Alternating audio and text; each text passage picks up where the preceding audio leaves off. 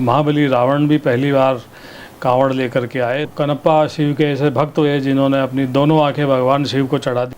शिवलिंग पे जल क्यों चढ़ाया जाता है? और भगवान शिव को ही शास्त्रों में इसे समर्पित किया गया श्रावण मास को। पूरा सावन ना करे तो सोमवार का क्या महत्व है सर? अगर वो विधि विधान से पूजा करती हैं। सर लोग तो दूर दूर से, जैसे हरिद्वार से लोग कावड़ ला करके यहाँ मंदिरों में जल चढ़ाते हैं। किया था हलाहल विष, भगवान शिव वैसे ही हैं। आप उन्हें कुछ भी नहीं है तो आप जल भी चढ़ा सकते हैं। अगर राम स्थापित करते हैं तो रामेश्वरम, वो झरने के नीचे हैं तो वो झरनेश्वर अत्यंत दयालु हैं। वे जितने क्रूर हैं, लेकिन युवाओं में क्रेज बहुत बढ़ रहा है। अच्छा है, देश के लिए भी अच्छा है, समाज के लिए भी अच्छा है।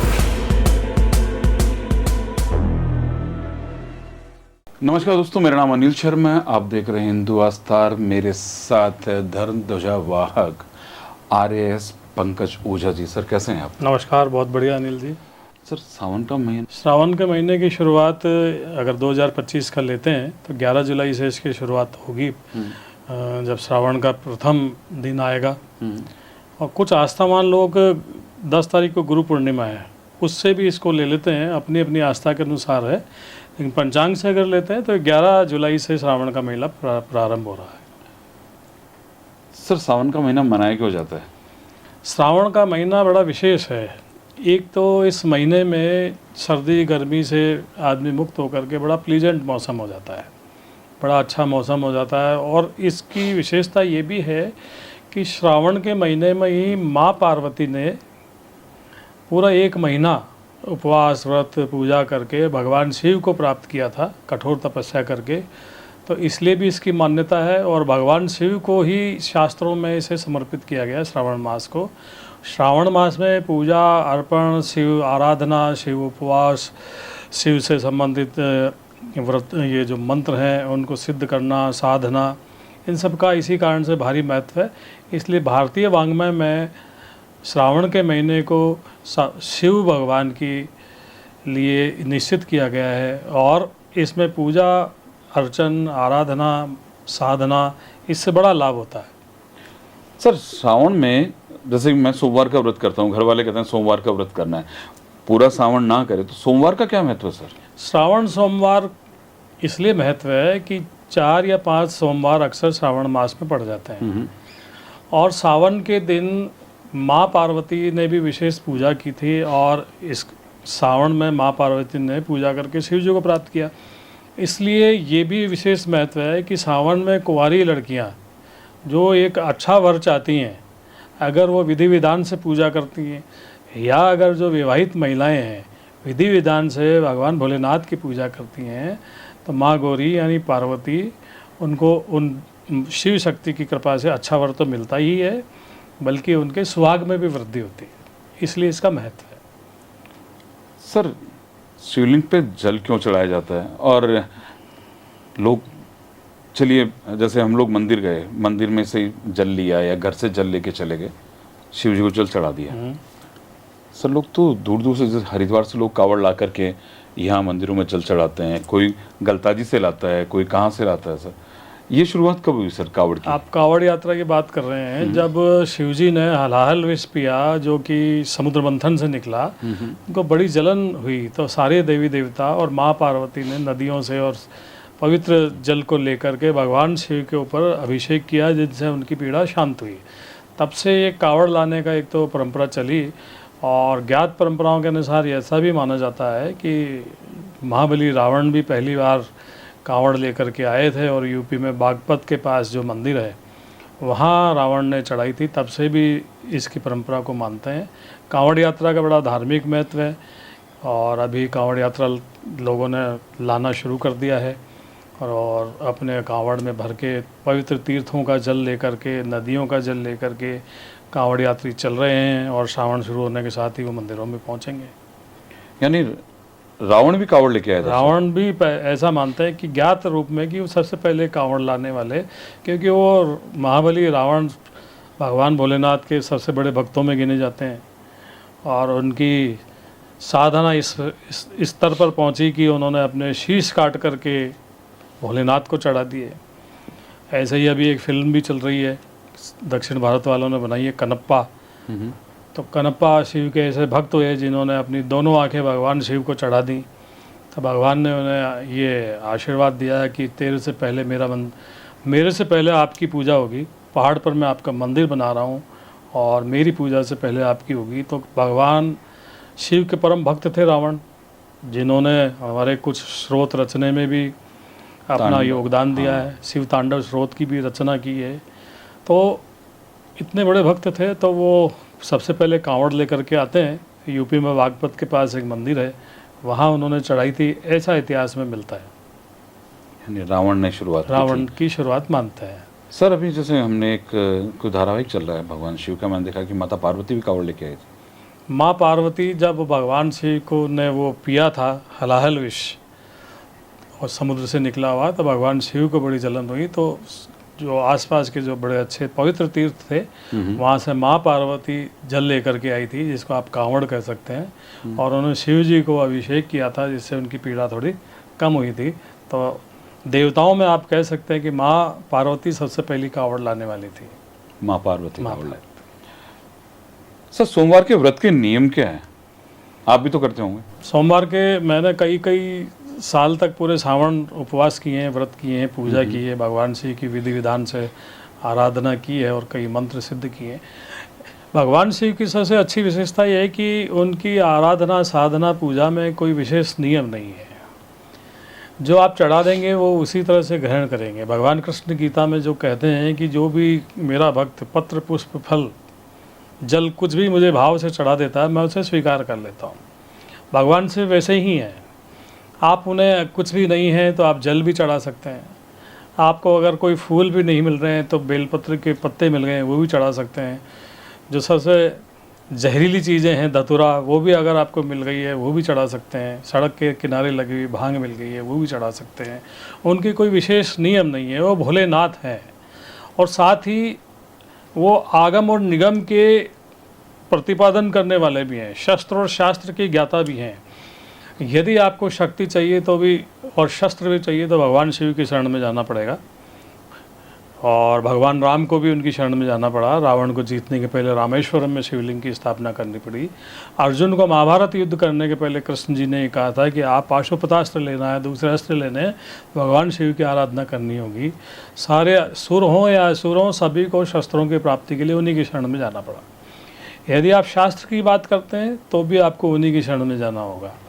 आप देखेंगे कि रामचरितमानस में भगवान शिव ही उमा को रामचरितमानस सुनाए जा रहे हैं। दूसरे हमारे आगम निगम ग्रंथ हैं, वो भी शिव पार्वती को सुनाते हैं। तंत्र के ग्रंथ हों चाहे मंत्र के ग्रंथ हों, वो भी उन्हें सुनाते जाते हैं। शाबर मंत्रों के अधिष्ठाता हैं, वो शक्ति भी हैं और शाबर भी हैं। और इतने सरल और सहज हैं कि अगर राम स्थापित करते हैं तो रामेश्वरम के नाम से पूजे जाते हैं। वो झरने के नीचे हैं तो वो झरनेश्वर कहलाते हैं। आपके भाव स्थान परंपरा के अनुसार ही वो नाम स्वीकार कर लेते हैं। जो आपने चढ़ा दिया वही उन्हें स्वीकार है। विशेष नियम सावन के हैं नहीं। आप सुबह उठें, प्रातःकाल अच्छे से स्नान करें, नहाएं धोएं, भगवान शिव की शिवालय में जाएं या आपके घर में आपने शिवलिंग स्थापित किया हुआ है तो विधि विधान से उनकी पूजा करें। जल, दूध, दही, पंचामृत जो भी आपके पास उपलब्ध है, शहद है, गंगाजल है, उससे स्नान कराएं, तिलक लगाएं। आप बेलपत्र उन्हें अर्पित करें। बेलपत्र का भी अपना महत्व है। बेलपत्र हमारी सृष्टि के जो 3 गुण हैं, सत्वगुण, रजोगुण, तमोगुण, उसके भी प्रतिनिधि हैं। वो भगवान शिव की त्रिनेत्र के भी प्रतिनिधि हैं। और बेलपत्र के साथ आप धतूरा, फल, फ्रूट, मिठाई, आपके घर में खिचड़ी जो भी आपने बनी है वो आप उसे अर्पित कर सकते हैं। इत्र अर्पित कर सकते हैं, गन्ने का रस, आम का रस, आपकी भावना, श्रद्धा, भाव, पूजा के उद्देश्य के अनुसार कोई भी सामग्री अर्पित कर सकते हैं। सामान्य से यदि आप उन्हें प्रणाम करके पूजन का विसर्जन करते हैं तो भी उन्हें स्वीकार्य है। शाम को आप अगर व्रत करते हैं, एक समय भोजन ले सकते हैं। उपवास करते हैं तो फलाहार कर सकते हैं। शिव चालीसा का पाठ कर सकते हैं। शिव महिम्न स्रोत का पाठ कर सकते हैं। आप माँ मृत्युंजय मंत्र का पाठ कर सकते हैं। शिव जी से संबंधित अनेक मंत्र है उनका गान कर सकते हैं। शिव रुद्र गायत्री कर सकते हैं। तो सामान्य नियम है, बहुत अधिक क्लिष्ट नहीं है और बड़े आराम से ये पूजा श्रावण मास में हो जाती है। बड़ा सुहावना मौसम हो जाता है, प्रकृति भी मुस्कुराती है, चारों तरफ हरियाली व्याप्त हो जाती है। तो इन छोटे छोटे साधारण नियमों से फिर भी आपको कुछ भी नहीं मिला तो आप एक लोटा जल सारी समस्याओं का हल आप जा कर के चढ़ा दें, वो भी उन्हें स्वीकार्य है। यानी भगवान शंकर प्रसन्न हो ही जाते हैं। भोले हैं, भोलेनाथ हैं, कालों से परे हैं, सदाशिव हैं, सांब हैं, सदैव कृपा करते हैं, अत्यंत दयालु हैं।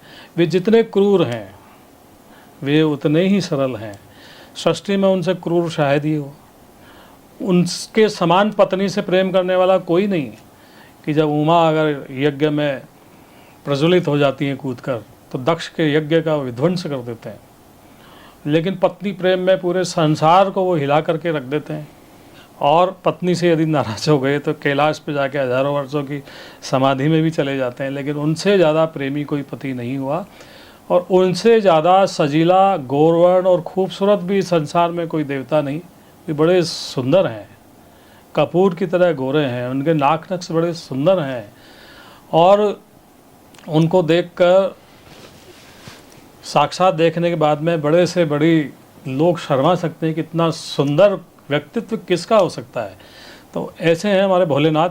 भोले भी हैं, देवों के देव भी हैं, शास्त्रों के ज्ञाता भी हैं।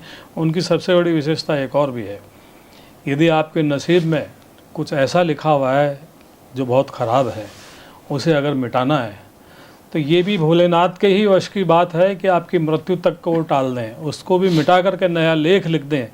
ये भी क्षमता भोलेनाथ को ही दी गई है। और देवशयनी एकादशी से श्रावण का महत्व इसलिए भी बढ़ जाता है कि देव उठनी एकादशी तक 4 मास तक भगवान विष्णु योग निद्रा में चले जाते हैं। इन 4 माह में पृथ्वी का, सृष्टि का शासन भोलेनाथ ही संभालते हैं। तो देवशयनी एकादशी से अब भगवान भोलेनाथ का शासन भी शुरू हो गया है। यानी भोलेनाथ का शासन तो वैसे पूरे वर्ष ही रहता है, लेकिन पालन भी करते हैं। विशेष तौर पे अभी 4 महीने उन्हीं का रहेगा। युवाओं में क्रेज बढ़ रहा है सर। देखिए कि जैसे कि पहले कावड़ लेने कुछ लोग जाते थे, धीरे धीरे युवा, जैसे मैं नवलगढ़ से हूँ सर, हमारे यहाँ पास तीर्थराज लोहारगल है। लोहारगल, झुंझुनू से लोग आते हैं, मंडावा से आते हैं, जगह जगह से लोग आते हैं सर कावड़ लेने। लेकिन युवाओं में क्रेज बहुत बढ़ रहा है सर। जब वो रेला निकलता है ना, बोल बम ताड़क बम हर हर महादेव का, तो सर कहते हैं ना, सृष्टि सी गुंजायमान हो जाती है। ये आप बिल्कुल सही कह रहे हैं कि अब कावड़ यात्रा के साथ साथ मैं ये भी देख रहा हूँ कि हमारे मंदिरों में बड़ी भीड़ बढ़ रही है।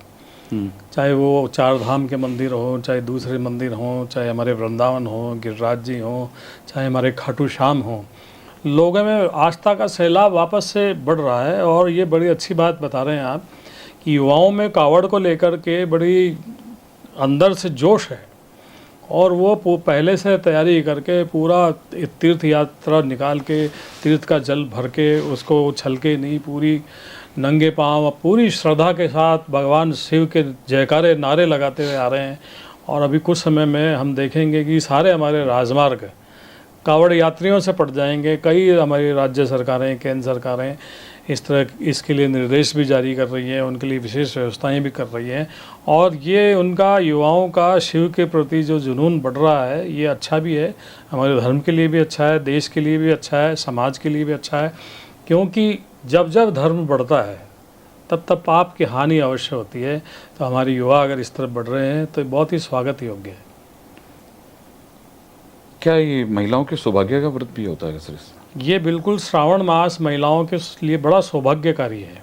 इसलिए भी है कि माँ पार्वती ने भगवान शिव को पाने के लिए पूरे श्रावण के महीने घनघोर पूजा करके भगवान शिव को पाया था। तो इसलिए महिलाओं में इसको लेकर के बड़ी श्रद्धा है, बड़ा विश्वास है। और भगवान भोलेनाथ का पवित्र मास है ये, और सोमवार विशेष तौर पे भगवान का वार है। तो श्रावण मास में हमारी जो सुहागिन महिलाएं हैं, कुंवारी महिलाएं हैं, वो विशेष रूप से अपने भाव के साथ, अलग अलग भाव हो सकता है, कोई अपने पति के लंबे आयु की वृद्धि के लिए, सुहाग की वृद्धि के लिए करेंगी, कोई बहुत अच्छा वर पाने के लिए करेंगी। और ये बात अनिल जी सत्य है, भगवान कृष्ण तो गीता में कह ही रहे हैं कि जो मुझे नित्य निरंतर भजता है उसके प्राप्ति की रक्षा और अप्राप्ति का भार मैं ले लेता हूँ। जो पूरे मनोयोग से नित्य निरंतर परमात्मा की, भोलेनाथ की जो भी उनके आराध्य है, उसकी अगर आराधना करता है, साधना करता है, सुमिरन करता है, जप करता है, तो ये उसे, उसका फल उसे मिलेगा ही। क्योंकि तुलसीदास जी कह रहे हैं कि रीझ भयो या खींच भयो, आप गुस्से में करें, कैसे भी करें, लेटे करें, अगर आपने भगवान का सुमिरन किया है तो जैसे खेत में हमने बीज फेंका है, समय आने पर वो उगेगा ही। तो आपका किया हुआ ये जो सुमिरन और जप है, इसका अच्छा सुफल आपको मिलेगा ही। परिवार एक ही कहा जाता है सर, शिव परिवार, और दरबार एक ही कहा जाता है, राम दरबार। शिव परिवार सर, कहते हैं कि भगवान भोले तो ही हैं, माता पार्वती है, कार्तिक है, गणेश जी हैं। मैंने कहीं पढ़ा था सर, वो सवाल इसलिए पूछ रहा हूँ, मैंने कहीं पढ़ा था, बोले कि अगर शिव परिवार को पूज लो तो सब कुछ पूज लो सर।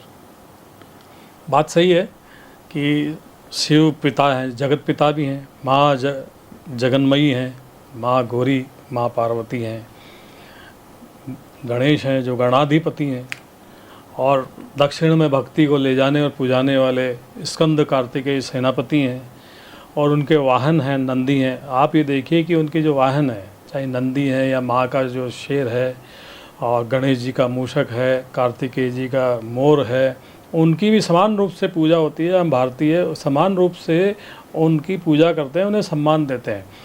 ये देखा जाए तो सारी विसंगतियों का मिश्रण भी है, जो हाँ, विरोधाभास है ना सर। देखिए, विरोधाभास है। मूसक है, सांप भी है सर, मोर भी है, शेर भी है, नंदी भी है, नंदी भी है, गले में सर वासुकी भी है। ये सारा विरोधाभास नहीं है सर? तो भगवान ये इसके द्वारा ये संदेश दे रहे हैं कि जो भी सृष्टि में है सब वो मेरी ही प्रतिकृति है, सभी में मेरा वास है, इसलिए तुम सभी में मुझे देखो। और कृष्ण गीता में कहते हैं कि जो सब में मुझे देखता है और मुझ में सबको देखता है वही सही देखता है। मैं चींटी में कम या हाथी में अधिक नहीं हूँ, मैं सभी में समान हूँ। तो शिव ये संदेश दे रहे हैं इसके द्वारा कि सभी परमात्मा के बनाए हुए क्रिएचर्स हैं और सभी का समाज में समान महत्व है, सभी को मिलजुल करके प्रेम भाव से रहना चाहिए। ये सीधा सीधा उस परिवार का, हमारे परिवार को संदेश है कि कैसी भी विसंगतियाँ हों, कैसे भी भाव हों, कैसी भी मन स्थिति हो, कैसी भी आदतें हों, कैसे भी आचरण हो, एक परिवार की तरह मिल करके रहें। शिव क्या है सर? शिव वो शक्ति है जो इस जगत को चलाती है, और शिव में दो चीज़ें हैं, शव और ई। इसमें जो ई है वो माँ महामाया जो है वो हैं। अगर ई को निकाल दें, यानी शिव में से शक्ति को निकाल दें, तो वो शव हो जाते हैं। जो सृष्टि जब प्रारंभ होती है, जो नाद है, जो पृथ्वी का पूरा, वो भी भगवान शिव हैं। और जो सृष्टि का प्रारंभ करते हैं वो भी शिव हैं। सृष्टि का अंत, जो सृष्टि जिसमें विलय होती है बार बार, वो भी शिव ही हैं। ये चराचर जगत शिव में, और शिव का वास्तविक अर्थ ये भी है कल्याणकारी, तो शिव कल्याणकारी भी है। चलिए सर, मुझे लगता है कि जो भी सावन के बारे में सुनेंगे, काफ़ी चीज़ें सर मुझे भी नहीं पता थी। चैनल जरूर चलाता हूँ हिंदू आस्था, लेकिन काफ़ी चीज़ें आपसे पता भी लगी। सर सावन के महीने के अंदर कहते हैं कि सर हमने सावन किया, सावन हो गया सर, पूरा कर लिया, बाद में इसके अंदर सर लोग तामसिक भोजन है ना, मंडे तो करते हैं सर, आप मेरी बात से, सोमवार तो हम लोग कर लेंगे, लेकिन सर सोमवार के दूसरे दिन फिर वही तामसिक भोजन खा लेंगे। इन लोगों की प्रवृत्ति है जो उन्हें सामिष या निरामिष बनाती है, शाकाहारी या आपको बिल्कुल मांसाहारी बनाएगी। परंतु मैं तो इसमें भी अच्छी बात ही देखता हूँ कि कम से कम उन्होंने श्रावण के पवित्र मास में सोमवार के दिन तो भगवान भोलेनाथ से प्रेरित होकर के एक दिन तो छोड़ा। हो सकता है धीरे धीरे उनकी प्रवृत्तियाँ बदले और धीरे धीरे वो निरामिष हो जाएं, अच्छे भोजन, अच्छे विचार भगवान भोलेनाथ की भक्ति में लगेंगे। मैं तो उनके लिए भगवान से यही दुआ करूंगा कि उन्हें वो सत्प्रेरणा दें और सद्मार्ग पर वो चलें, और जिस काम के लिए हम इस पृथ्वी पर जन्म लेते हैं, साल्वेशन, मोक्ष, मुक्ति, उसकी तरफ हम सभी अग्रसर हों। हमारी तो संस्कृति भी यही कहती है, सभी स्वस्थ रहें, सभी प्रसन्न रहें और सभी आनंद से भगवान को प्राप्त हों। तो हो सकता है ये प्रवृत्ति धीरे धीरे उनमें ख़त्म होते होते और वो सात्विक हो जाए।